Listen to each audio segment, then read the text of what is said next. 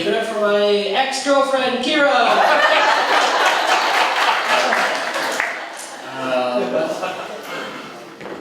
That's a shock.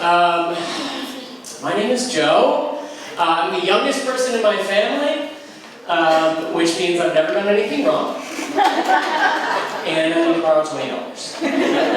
I also recently turned 30, which is like kind of horrible if you're the youngest child, because my whole life has been based around like free attention and praise my whole life, right? But then when you turn 30, no one cares about you anymore. Like my whole life, it was just like, Joe, you showered and returned my phone call today? Good job, buddy, that's awesome. Or like, oh, Joe, you don't have any money because you ran into a lady in a parking lot and she said she was having car problems, so you offered to give her a ride to the mechanic. And then on the way there, she said she didn't have any money for the mechanic, so you brought her to the ATM with you. And you gave her $40, and she was like, actually $80. So you gave her $80. And then you drove her to what was less a mechanic, more an apartment building with no windows in it. And you didn't really notice anything was wrong until she got out of the car and you saw all the scabs all over her face. It's okay, buddy, that happens to the best of us. Totally fine. And then one day, suddenly, living illegally in a warehouse with a bunch of circus performers is less quirky and a little more concerning and an offensive waste of that private education we paid for. That's right, I went to private school, but don't worry, I did not apply myself. Parents paid a lot of money for a very mediocre son. A real average Joe. I actually recently found out that I'm the person in my family that everybody is worried about. So, yay! It's not a great way to enter your 30s. My mom actually said to me recently, Joe, if I haven't heard from you in a while, I know you're doing okay. Which is kind of bad logic for a mom.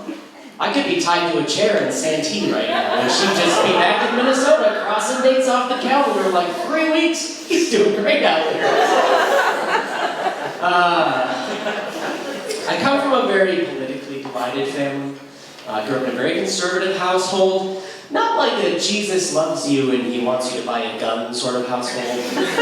More like George Bush did nothing wrong sort of household. So more like a, you can't trust those vaccines. Now, take your ivermectin so that 5G doesn't fry your brain, okay?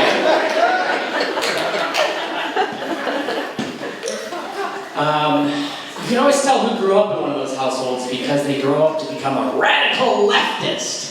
That's just what my mom calls me, I don't really know. And it's funny because, I'm really not. I just, one time mentioned that I thought teachers should make more money, and she was like, easy, Cesar Chavez. It's what the market decides!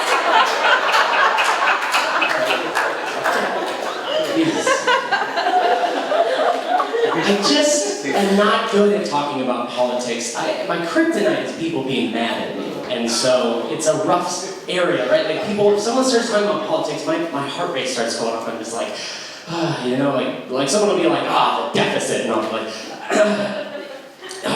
that's terrible. Or they'll be like, the border. And I'll be like, which one? Or they'll be like, the gays. And I'll be like, that was supposed to be a secret.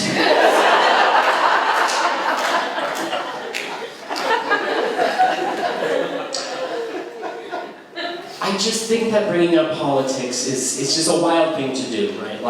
It's like you're having a conversation with your friends and you're like, this is so fun. Would you mind if I put a live grenade on the table right now?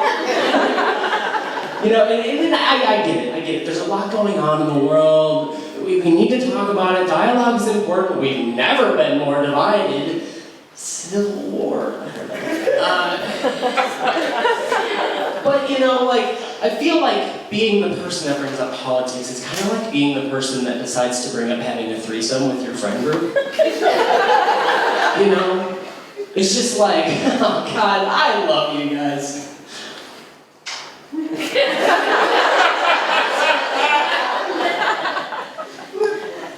I've recently made a lot of assumptions about this dynamic.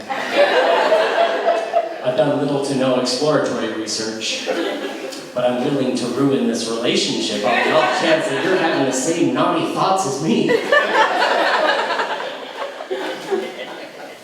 Does anybody here have like a family member who just can't help themselves? Like they have to talk about politics and they're like, oh, shut the fuck up. Anybody? I have an older family member. My whole life has talked to me about politics. This man is in his 70s now. When I was 9 years old, he would talk to me about stuff, trying to like get me in on his schemes. He'd be like, Joey, how's it going, bud? How's school? Any girlfriends yet? You know, there's nothing backing the US dollar. You should buy gold. And as a 9-year-old with an anxiety disorder, I said, I need to consult my financial advisor. Mom, I think I need to buy gold. And she said this, I'll never forget it. She grabbed me by the shoulder, she looked me in the eyes, and she goes, Joe, don't open the mail. Al-Qaeda is sending poison now. So, very anxious child. Very anxious adult, if I'm being honest. Recently showed up to work an hour and a half early, just in case. I'm fun to hang out with, all right? I like to keep conversations interesting with questions like, are you mad at me?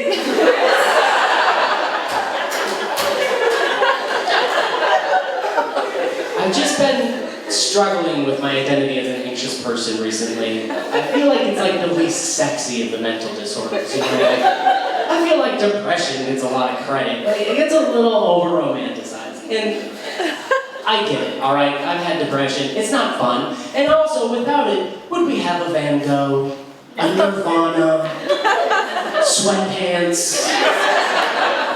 It does good things sometimes. But I feel like anxiety needs like a revamped PR campaign, you know, something sexy, right? Like you see the commercial with like a lady and she's up there just like...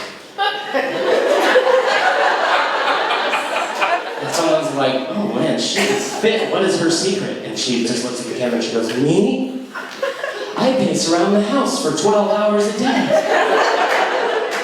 Or like a superstar athlete, right? Like someone...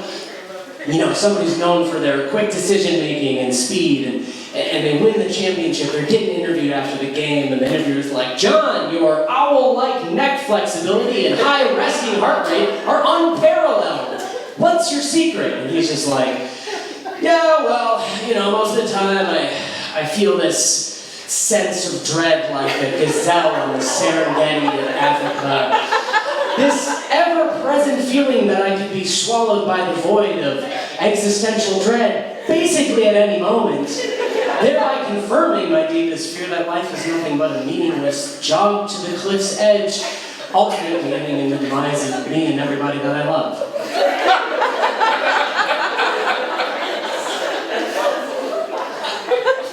So yeah, I just try to channel that. That's my time. Thank you very much.